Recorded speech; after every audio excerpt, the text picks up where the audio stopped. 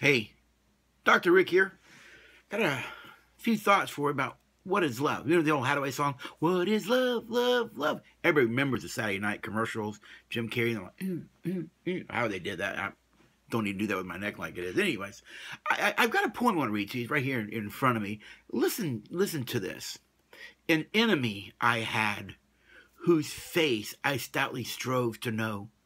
For hard he dogged my steps unseen, wherever I did go. My plans he balked, my aims he foiled, he blocked my onward way. When for some lofty goal I toiled, he firmly said to me, nay. One night I seized him and held him fast, and from him the veil did draw. I looked upon this face at last, and lo, myself I saw. I don't know who wrote that poem, but I think the principle is clear. Sometimes we are our own worst enemies. The things that we fight in life, a lot of times the greatest battle is fighting the person inside. I know that was me for many years of my life, growing up, in early my marriage, until I had to start dealing with that little voice in my head. We call it. I had to start listening to the Word of God and what He said about me rather than what it said about me. But I've learned this: the more that I listened to that little voice in my head, the more I was not able to love well.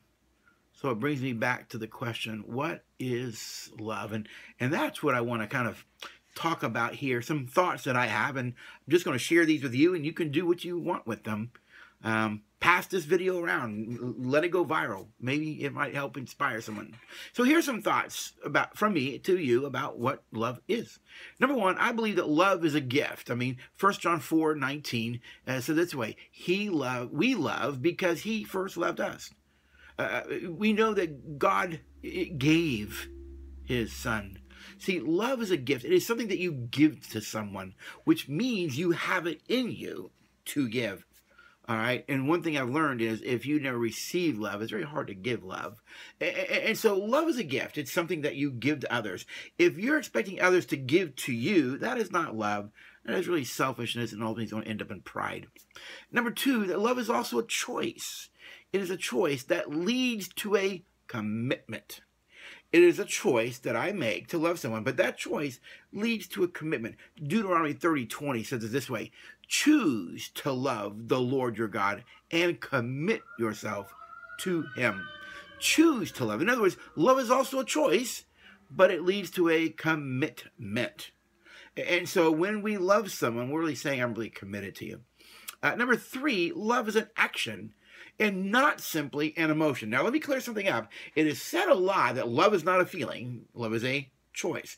We believe strongly, and I believe strongly, that love is an action, but love is also an emotion. Love has an emotional component to it. But I've also learned this: if you say you love someone, then it will show up in how you treat them. Listen to 1 John 3:18. It says, let us not love with words or tongue, but with actions and in truth. If you say you love me, your actions will show it. If you say you love me and your actions consistently say that you don't, then it calls into question your words. Number four, love is a skill that you can get better at. Yeah, that's right. Love is a skill you can learn to get better at loving. I think we develop that love muscle within us, all right? I think that includes your faith. I think that includes many things. But you can get better at loving. And I think you get better at loving by learning to stop listening to that little voice in your head, which prevents you from learning to love really, to being able to love really well. Listen to 1 John 4:7. Listen here. Dear friends, listen to the word. Let us practice loving each other. For love comes from God, and those who are loving and kind show that they are the children of God and that they are getting to know Him better. Let us practice loving each other. You see, God understands that you don't have the ability to love in His kind of love right away. You develop it, and you have opportunities to develop it by practicing it.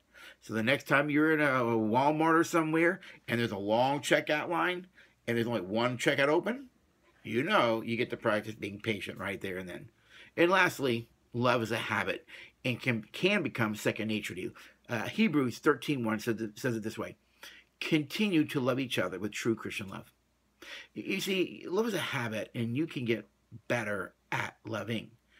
I think if you would ask Lowell today, I have gotten better over 31, almost 32 years of marriage, better at loving. And I will continue to get better at loving as long as we are married and as long as I breathe.